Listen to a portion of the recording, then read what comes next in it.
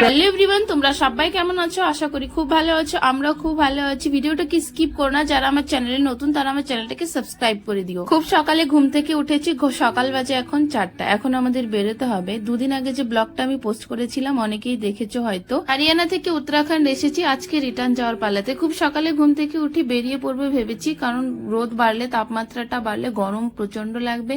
ছেলে আছে সঙ্গে, অনেকটা ক্লান্ত ফিল হবে, সেই জন্য খুব সকালে ঘুম থেকে উঠেছি। চারপাশটা দেখো অনেকটা অন্ধকার হয়ে আছে, এখনো দিনের আলো ফোটেনি। এখন আমরা বেরিয়ে পড়ছি। আমরা এখন বর্তমানে আছি উত্তরাখণ্ডের রুদ্রপুর গ্রামে।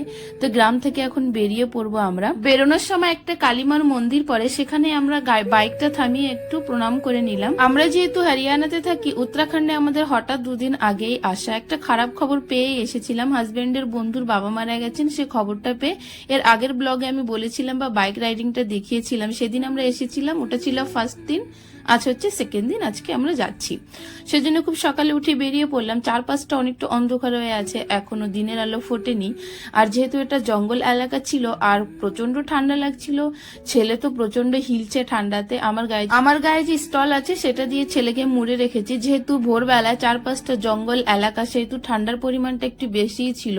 রোদ উঠলে ধীরে ধীরে গরম পড়ে যাবে, ঠান্ডাটা থাকবে না। কিছুক্ষণ চলার পরে দেখো এখানের আকাশটা কত সুন্দর লাগছে। ভোর হচ্ছে, মানে দিনের আলো ফুটছে এখন। এই পথ যদি না শেষ হয় তবে কেমন হতো তুমি বলো তো, পৃথিবীটা স্বপ্নের দেশ হয় তবে কেমন হতো তুমি বলো তো। গানটা কেন করলাম বুঝতে পারলে বন্ধুরা? কেন পরিবেশটা এরকম ছিল, তা গানটা অটোমেটিক্যালি বেরিয়ে আসছে। অনেক পুরানো দিনের গান শুনতে খুব ভালো লাগে, কিন্তু সময়ের সঙ্গে সঙ্গে সবকিছুর হয়ে ওঠে না, তাই শুনতেও পারি না। টানা 8 ঘন্টা বাইকের যে জার্নিটা, এটাই তোমাদের সঙ্গে শেয়ার করব। তবে প্যাসেঞ্জার হচ্ছে আমি, আর গাড়ি চালক হচ্ছে আমার বরমশাই। গাড়ি চালকের থেকে প্যাসেঞ্জারের বসার কষ্টটা একটু বেশি, যেহেতু আমার প্রচন্ড ব্যথা করছে পায়ে। টানা 2 ঘন্টা চলে এসেছি। 4টায় বেরিয়েছিলাম, এখন বাজে 6টা। হাইওয়ের উপর দিয়ে আমি দেখছি রাস্তার দু সাইডে যে কোথাও একটা দোকান আছে কিনা একটু চা খাবো বলে। 6টা বাজে, সকাল হয়েছে। আর রৌদ্রটা দেখো, গরমের জন্য না রৌদ্রটা এখন একটু তাড়াতাড়ি বেরিয়ে পড়ে। একটা অবশেষে দোকান পেয়েছি, চায়ের দোকান। সেখানে আমি গিয়েই বসে পড়লাম চেয়ারে, কারণ আমার প্রচন্ড খিদে পাচ্ছিল। বর্মশাকে বলেছি একটু চা নিয়ে এসো আমার কাছে। ও অবশেষে চা নিয়ে এলো, আর বিস্কিটটাও নিয়ে আসছেন আমার জন্য। সেজন্য আমি বললাম আমি ওয়েট করছি, তুমি একটা বিস্কিট নিয়ে আসো আমার জন্য, আমি বিস্কিট দিয়ে খাবো। সেই চায়ের দোকানে কোনো বিস্কিট ছিল না, ছিল হচ্ছে মাঠা। মাঠা হয়তো অনেকে চেনো বা চেনো না, এখানকার পাওয়া যায়, মানে হরিয়ানাতে বা দিল্লিতে বাজারে গেলে না এখানে মাঠা পাওয়া যায়। মাঠা, মাঠি যেই যেটা বলে, আমি মাঠা বলি, অনেকে মাঠি বলে।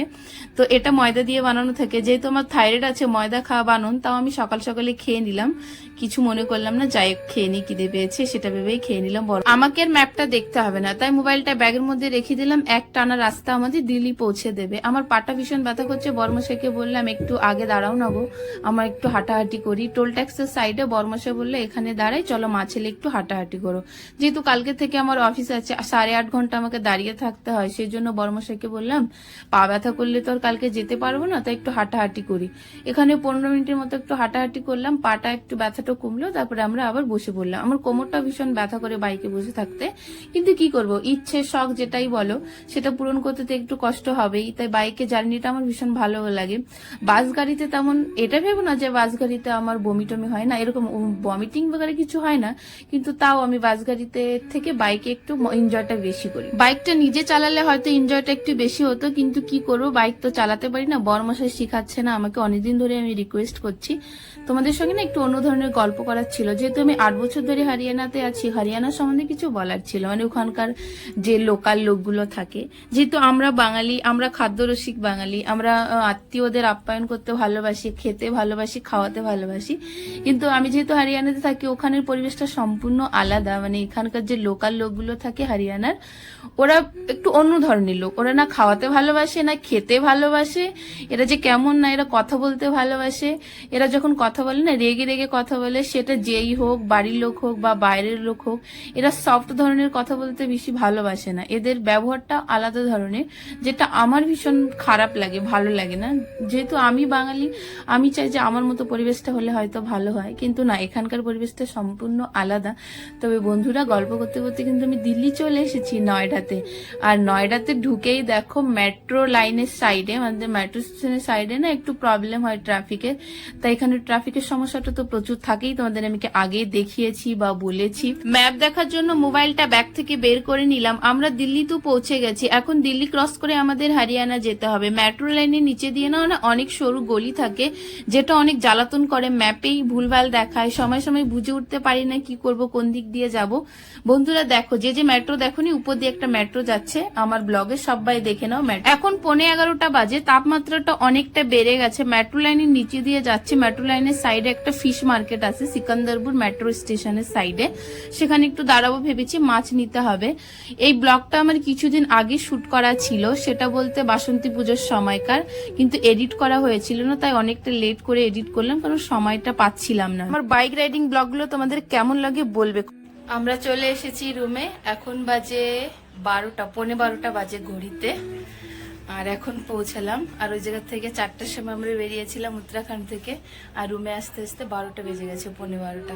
তো প্রচন্ড খিদে পেয়েছে, রাস্তায় তেমন কিছু খাইনি, তোমরা দেখেছো, চা খেয়েছিলাম। তাই আসার সময় নিয়ে এসেছি মাছ 2 রকমের। এটা হচ্ছে শিঙি মাছ, জিন্দা, এটা মরা না, জল দিলে এখনই লাফাবে। আর এটা ছিল ছোট মাছ, 2 পদের মাছ নিয়ে এসেছি। এখন রান্না করব, তারপরে খাবো, তারপরে একটু আরাম করব। আর আজকে হচ্ছে দশমী, কালকে রামনবমী গেছে, তো এখানে না 9 দিন দোকান বন্ধ ছিল, মানে মাছের দোকান। তো আজকে একটু একটু খুলেছে, তাই নিয়ে এসেছি। 9 দিন তো আমরা কিছু খেতে পারিনি, মাছ মাংস বা খাইও নি। তো এখন রান্না হবে। তো গাইস টাটা, তোমাদের সঙ্গে দেখা হবে নেক্সট একটা ব্লগে। সবাই ভালো থেকো।